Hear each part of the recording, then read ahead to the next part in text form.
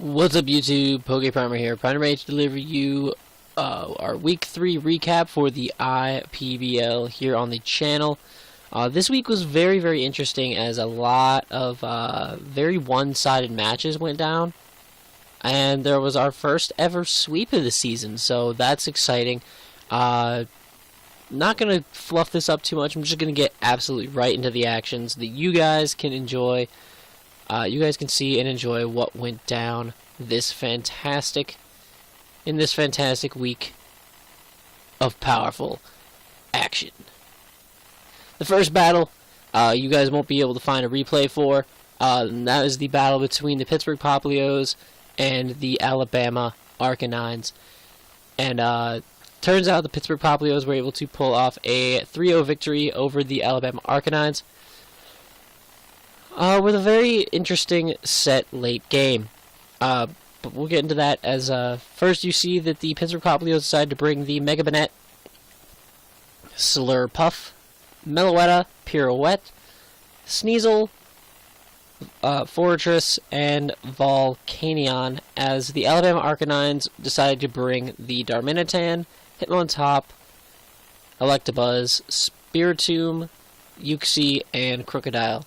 So none of his OU Mons came to the match, which is perfectly okay. I mean, like, just because they're OU doesn't mean they're fantastic and perfect. So it's a matter of preference in most cases, and I really honestly believe that, you know, some cases the below OU Mons function a lot better than the OU Mons themselves. So more power to them on that decision. I feel like if any one of them could have been brought, it would have been Garchomp, but again, that's entirely, you know, his opinion. But yeah. So looking at the matchup right off the bat, Slurpuff did a lot. I mean, there's literally one thing on the opponent's team that kind of can take a hit from the Slurpuff set that was brought, so that's an interesting thing to note.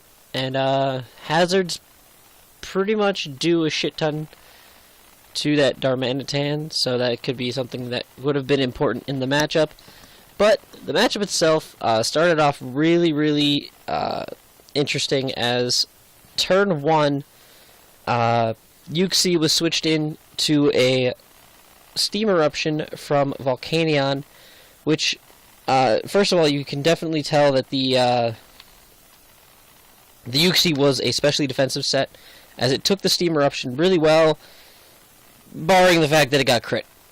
The crit, the Steam Eruption, also was able to burn the Uxie, and allowed for the Volcanion to pick up the 2-hit KO. Uxie was able to set up rocks, but outside of that, not really that big of a deal. As for the later part of the game, Life Orb Darmanitan was able to come in immediately after this and essentially just shit on anything that it wanted to.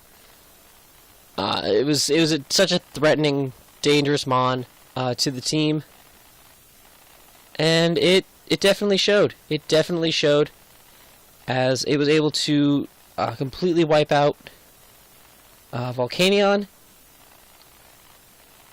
with an Earthquake, and then I made an interesting play to go into Fortress, have my Sturdy broken, and just let myself get nuked by a Flare Blitz, because I wanted the Darmanitan's HP down to a certain point so that I could revenge kill with the Sneasel, which is exactly what I ended up doing. However, Sneasel eventually got whittled down and died to its own Life Orb by Juwan's team, which is perfectly fine. But when this happened, when this situation took place, it worked out really nicely, because ended up in a situation where Slurpuff ended up in the match across the field from Spiritomb. And if you do the math in your head and you look through Spiritomb's move set, it has nothing at all that stops a Calm Mind, Rest, Sleep Talk, Dazzling Gleam Slurpuff. So essentially Slurpuff set up all over the Spiritomb, eventually getting to +6, as the Hitmontop was switched in after resting and eating up its Chesto Berry. Hitmontop came in and died immediately to a Dazzling Gleam. And at that point in the matchup, Showdown, like, shit the bed. And, basically, he had brought in his Electabuzz, and then Showdown shit the bed. Electabuzz wouldn't have been able to do very much damage, and it would have been able to allow Slurpuff to get off a rest. And even if the Sleep Talks didn't go very well, it was a bulky, physically defensive Slurpuff, so Crocodile wouldn't have been able to do too much damage. Spiritomb couldn't do any damage, and it was set up to +6 special defense, so Electabuzz couldn't do any damage to it either. So we just determined that Slurpuff would have cleaned the game up at that point, and would have gone on a 4-0 late game cleanup sweep, which is really, really cool, because I've been looking for this right scenario to use Slurpuff, and this week just kind of looked right. And I'm really happy that the set worked out. Slurpuff putting in some serious work this week. Hype is real. I've never said those words in my life. But, sum it all up, Pittsburgh Poplios come out with a 3-0 victory over the Alabama Arcanines. Moving on to the next match, the Battle of the Fire Starters. The Tony Typhlosions take on the Massachusetts Charizards, and the Tony Typhlosions come out with a 5-0 win this week against the Charizards. I do believe that Juwan was battling for Justin this week. Justin was really, really busy throughout the week, so Juwan took his place. And this match literally lasted 10 turns. 10 turns in entirety, and that was, it was a very, very quick and meaningless matchup that just kind of, like, flew by. Flew by like it was nothing. Juwan in Justin's place. I believe that Justin actually built the team. And Juwan just did all the using. But, Justin's team was Kieran Black, Feraligatr, Hitmonlee, the Dawn of Rise, Togetic, and Jirachi. His newly picked up Mon through free agency. In case you didn't know, the Detroit Drampas dropped Jirachi after 2 straight weeks of ineffectiveness. And the Massachusetts Charizards brought their Megatitar, Excadrill, Milotic, Hariyama, Mamoswine, and Florges. Just right off the bat, you look at this team and, like, tell me what stops Kieran Black. Like, everything on this team, Kieran Black has coverage for and can one-shot, and nothing really here threatens Kieran Black necessarily. Nothing on this team threatens Kieran Black. Like, initially, Kieran Black has coverage moves that can hit everything super effectively. Iron Head. This thing is squishy as hell besides of its HP. It's not taking 2 outrages in any universe. Earth Power for days. Like, Kieran Black puts in a lot of work on this team. Same thing with Hitmonlee. Nothing here really stops a Hitmonlee with Poison Jab. And, yeah, that's it. That's just an interesting thing to note. Turn 1. The game immediately swung into Justin's team's favor. And the Jirachi is able to, for the first time this season, the Jirachi picks up some hacks using its Serene Grace ability, gets a flinch on the Mamoswine turn 1, guaranteeing that the Jirachi is able to beat the Mamoswine 1v1. Without that flinch, do I think the Jirachi would have beaten it? No, I think Jirachi would have been nuked by an Earthquake. But that's not how things went down. The Mamoswine got flinched and then got absolutely bodied by the Jirachi. But the Jirachi didn't last very long, as the Megatitar just kind of came in and said, "Hey, I'm going to take a bite out of your face," and it died. So that happened. But then, at this point, Gator just kind of came into the matchup and clicked Dragon Dance, and for whatever boggles my mind, that Feraligatr was able to just punch through the Florges, punch through the Hariyama, punch through the Excadrill, and punch through the Titar, and I was just kind of sitting there like, what? Because there's a Milotic literally sitting right here. right here.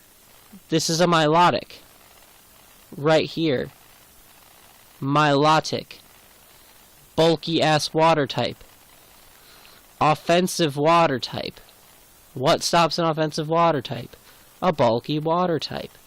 Why was this thing sitting in the back while a Feraligatr was sweeping the team? I don't understand by any means why a Milotic sat in the back while a Feraligatr swept the team. I don't understand. I never will. But regardless, Feraligatr swept the team, picking up 5 kills, and then Josh just decided to forfeit at that point once he brought the Milotic out in the last turn, which is kind of just sad, because the Milotic should have been out turn 1. As soon as Floor just died, boom, Milotic hits the field, stops the freaking Feraligatr in its tracks, potentially burns it with a Scald or 2, and then bam, the game changes entirely.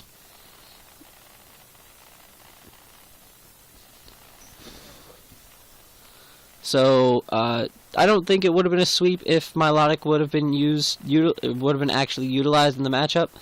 But regardless, Feraligatr picks up 5 kills this week and cleans up the Massachusetts Charizards, bringing the Tony Typhlosions a 5-0 victory. On to the next match. We have the Battle of the Rowlet Brothers in the match of the Charlotte Salandits versus the Detroit Drampas. And the Salandits continue their dominance with a 4-0 victory over the Drampas. The Salandits brought the Klefki. No, that's for the other team. Never mind.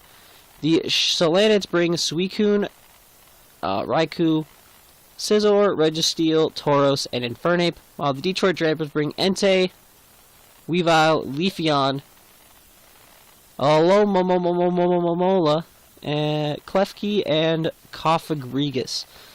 So, Kofag and Registeel got into an insane Hacks War at the beginning of the matchup, where Kofag burned it, and Registeel paralyzed the Cofagrigus, and there was a lot of Iron Head flinches and full paras to follow that, but overall, Kofag came out on top, and Registeel was able to drop to a Shadow Ball, and its eventual burn damage and whatnot, which is really cool to see. It was really, really funny to see as well. The Infernape got paralyzed. It's boggling me. I don't remember off the top of my head how it got paralyzed. I believe it got paralyzed by the Klefki, and ended up in a situation where it was Ape versus Kofag, and both got paralyzed on the same turn. I just found that kind of funny, like an entire turn just wasted in the middle of the matchup, which I got a chuckle out of it. I figured that was something cool to mention. It's a very rare thing to see, because that percentage chance of it happening for both players in the same turn is kind of wild. Finally, Tauros got to come into the matchup. The Salandits have brought Tauros pretty much every week so far, and it just never made it onto the field. And it came out, but then just kind of it showed off that it was special, and that, or I guess mixed. It was a mixed Tauros. And sadly just kind of died to Entei, because Entei just kind of said, "Hi, I'm going to spit some Sacred Fire on you," and then you die. And then the true turning point in the match was when that Tauros died. Ronnie essentially got Crocoon, just to point out the simple fact that Ronnie just got straight Crocoon. To simplify this match, Ronnie got Crocoon. Suicune just kind of came in and just started setting up all over Entei, because Entei, even though it can burn it, can't do anything to Crocoon, because Suicune can just rest off the damage and get rid of the burn. So this is a really, really interesting situation. Really, really interesting situation. Just to see Crocoon actually work, because it's something that you should be extremely prepped for, and it just didn't look that way this week. Crocoon just kind of set up and did its work, taking out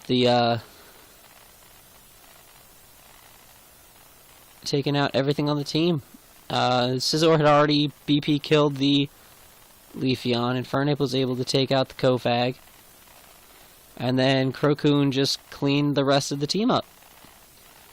because there was just nothing else that Ronnie could do about it. The Leafeon being gone was huge, because it was the only Mon that he had on his team that he brought this week that he could have done anything to the Suicune with, and once that thing dropped, Suicune was just free to do whatever it wanted.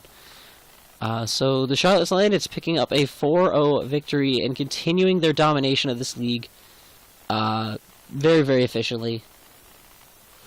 As we move forward into our last game, which is that fabled 6-0 sweep that I mentioned earlier in the match between Jen and the Carolina Cutie Flies versus Chase and the Toronto Tyrantrums. You got Chase bringing the Megazord Y, Haunter, Manaphy, Heliolisk, Sylveon, and Malamur against Jen, who brought the Mega Metagross, Blissey, Hitmonchan, Drapion, Jolteon, and Victini. So, just gonna say very simply, this match was, it looked like it would be potentially close from the start.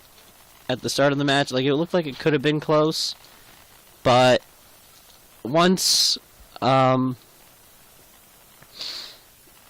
like, from Team Preview, though, it was kind of scary because Blissey just kind of walled 5 out of 6 Mons, and that actually ended up being her lead in the matchup, because 5 out of 6 of his team couldn't touch Blissey at all. And basically, it was just a matter of a couple things got chip damage, a few knockoffs from Drapion, stuff like that, going around. And then, once Mega Gross hit the field, it was able to set up a Hone Claws on Heliolisk, which for some reason was running Fire Punch when it's got like base 77 attack, which is like nowhere near its base 109 special attack. But so I think HP Fire would have been a better bring if he was trying to hurt the Metagross. Scarf HP Fire would have been really decent. So but he didn't have it, and the Mega Metagross just kind of swept the team, like literally just swept the team. And another thing, and one thing I need to bring up about this is if the Tyrantrums had brought a Scarfed Haunter, Scarfed Haunter would have stopped the Gross Sweep. Scarfed Haunter would have immediately stopped the Gross Sweep because Shadow Ball would have done about 70%, and the Metagross was at about 66. So if Haunter just be able to, if Haunter had been Scarfed and came in and just clicked Shadow Ball, Gross would have been gone, and the match would have been a little bit more competitive, I believe. But turns out the Haunter was not Scarfed, and Hammer Arms, Meteor Mashes, and Thunder Punches just kind of cleaned the game up for the Mega Metagross and just swept through Chase's team like it was nothing. And Carolina picks up a 6-0 victory this week. Huge win for Jen. Really, really well played on her part. Very, very well done. So that's some really cool stuff. So now, with that, we are going to move into the MVP rankings for this week. And jumping immediately to the number 1 spot after that 6-0 sweep that we just witnessed, we have Mega Metagross sitting at 7 kills, 2 deaths with +5 differential, hailing from the Carolina Cutie Flies. Infernape from the Charlotte Landit, picking up a single kill this week against the Cofagrigus, is able to stay in its top 3 spot with the 6 kills, 1 death, +5 differential. Jumping from literally nowhere is Feraligatr from the Tony Typhlosions, 5 kills, 0 deaths with a +5 differential in 3rd place. And now for the rest of the league, we have Suicune, 5 kills, 0 deaths with a +5 differential from not the Carolina Cutie Flies, but from the Charlotte's Landed, so excuse me, I apologize for that. We have Haxorus of the Carolina Cutie Flies, 5 kills, 1 death, +4 differential. Manaphy from the Toronto Tyrantrums, 5 kills, 2 deaths, +3 differential. Slurpuff from the Pittsburgh Poplios, 4 kills, 0 deaths, +4 differential. Another Poplios member, in Volcanion, 4 kills, 2 deaths with a +2 differential.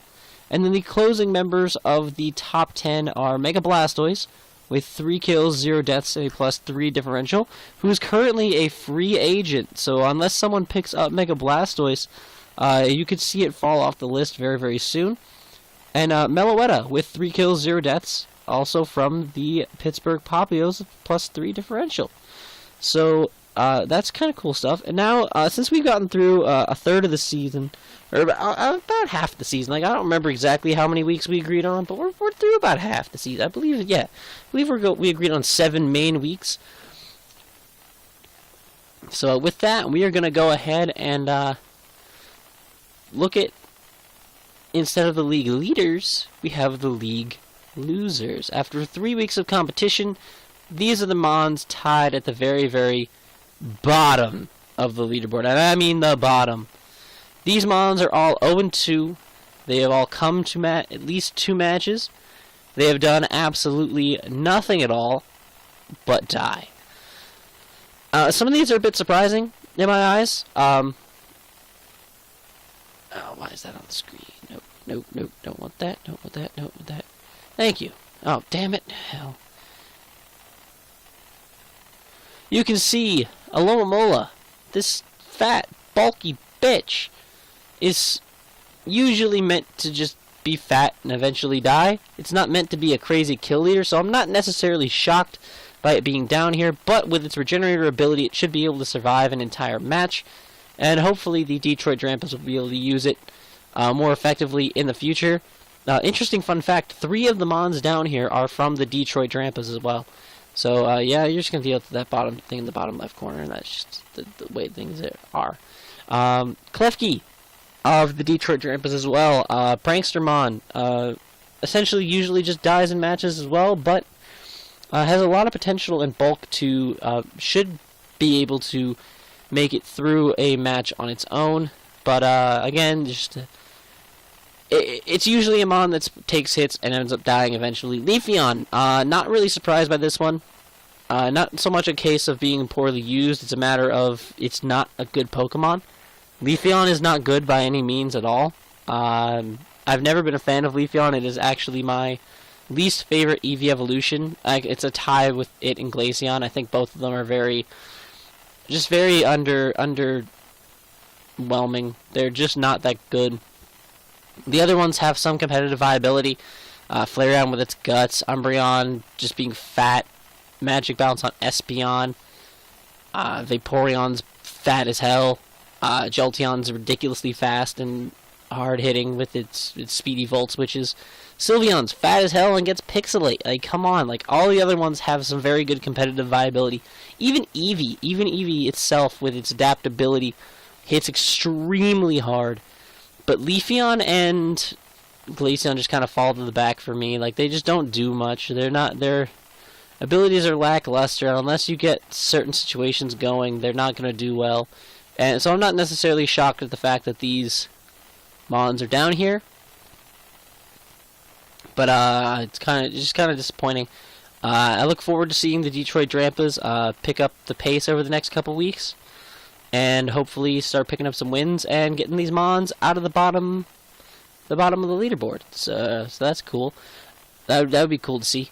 We have Florges here. Florges is, again, another case of a fat Mon who typically ends up dying a lot in matches.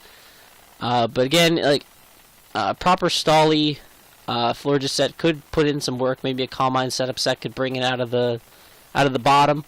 I think that'd be really nice to see. I would like to see Florges, climbing the list a little bit. So, definitely looking to Josh and the Massachusetts Charizards to do that, and I'm sure that they can pull it off at some point.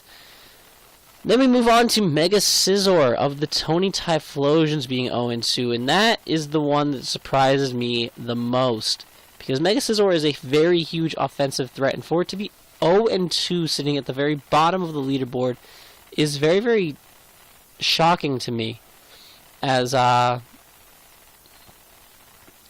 typically this is a Mon that you see near the top in like the top 10, usually somewhere around the MVP rankings and usually in the discussion for that.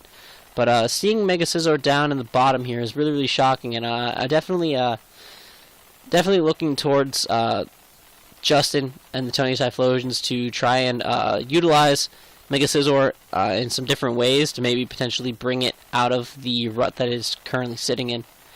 Lastly, we see Spiritomb, and honestly, again, I'm not necessarily surprised.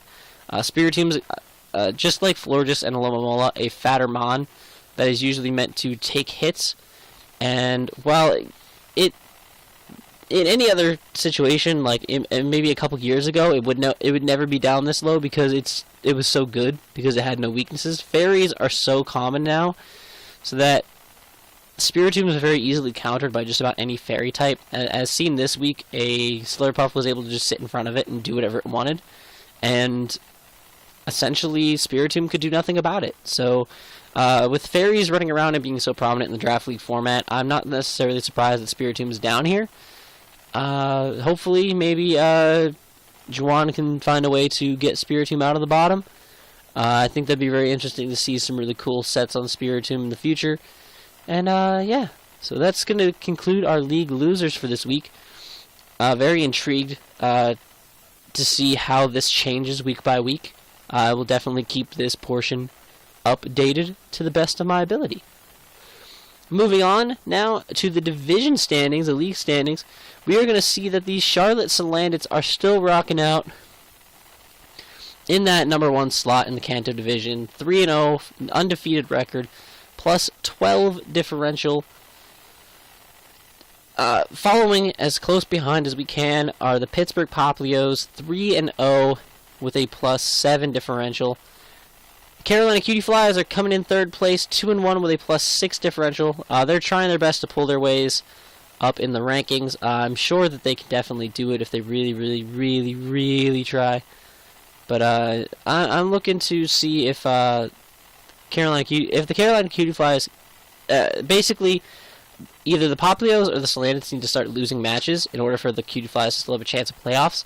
So hopefully she can keep up her momentum after this big sweep this week, and potentially move her way up in the rankings appropriately.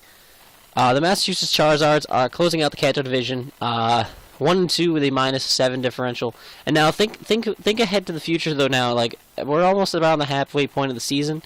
We're coming over the hump. So think about it this way: as the lower team, I believe, the bottom team in the league does end up getting a better draft spot next season, so that's something that could be kept in mind, as you know, that all important first pick could end up going to one of these bottom teams. So keep that in mind for the future, as it's definitely going to be something very important to note. So yeah. So we have the Tony Typhlosions as the leaders in the Johto division at this current time. Tony Typhlosions are rocking a 2-1 record with a plus 3 differential, which is very impressive. Justin is definitely showing that he is a very skilled battler and is doing well in this league so far. So really impressive there. Second place right now is the Toronto Tyrantrums, coached by Chase. They are 1-2 with a minus 5 differential. Definitely just a couple bad weeks. He did have that one win, but it was somebody else, I believe, was covering his team that week. So I'm not 100% sure who was, but I know he did get a win that way, which is good. I mean, any win is a win. It was his team that did the battling, so that's the interesting part. Coming in 3rd place is Juwan and the Alabama Arcanines, who are still winless, 0-3 with a minus 5 differential. And closing things out are the Detroit Drampas, 0-3 with a minus 11 differential. So, looking at both of those teams, it's going to come to a matter of differential, but any one of them could pick up their first win any week. Eventually, they will face off, so even if they are winless at that point, one of them will pick up a win out of that, and one of them will remain winless. So it's a matter of time before one of them picks up their first win. So I'm definitely looking forward to that happening eventually.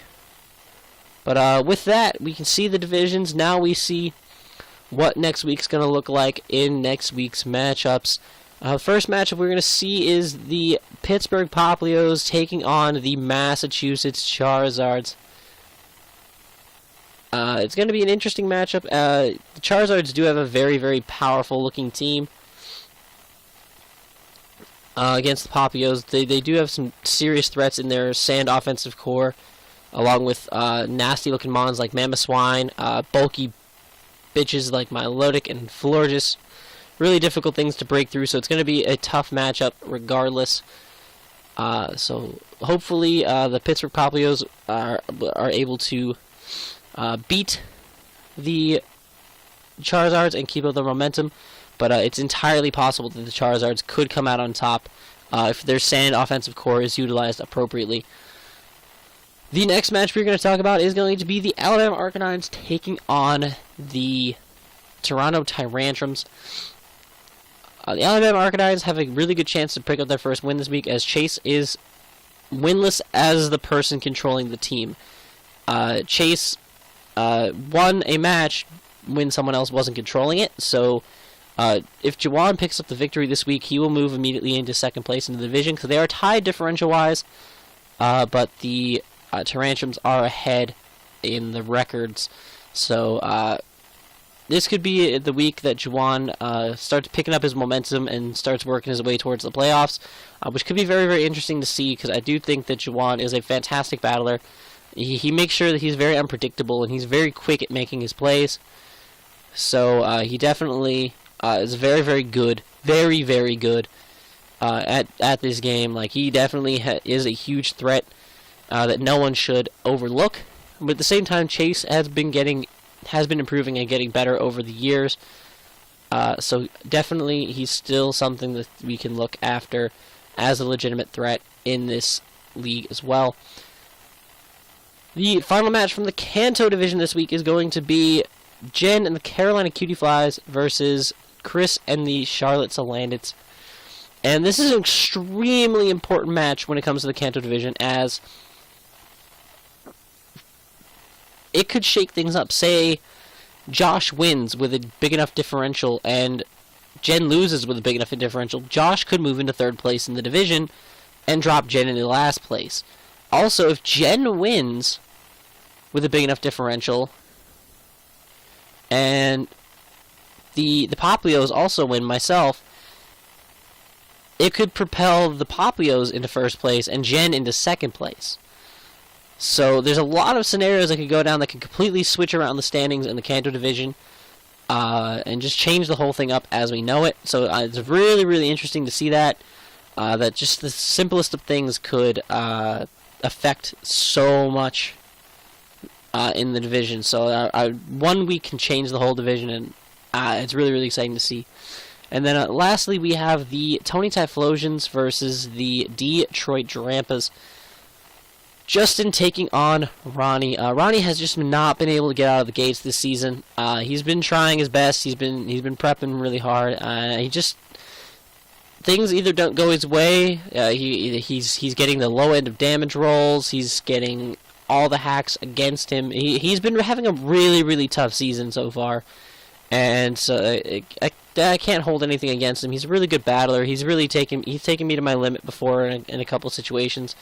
So he definitely is a threat regardless, but Justin has been on fire lately, and I definitely could see Justin pulling out this win if he keeps up the momentum that he has. But don't take anything away from Ronnie. He could definitely pull this one out. But with that is going to conclude our Week 3 recap of the IPBL. Next week is looking to be a very, very important week for the season. We are hitting Week 4, which means we are well over the cusp of the second half of the season, so I'm really, really excited about that.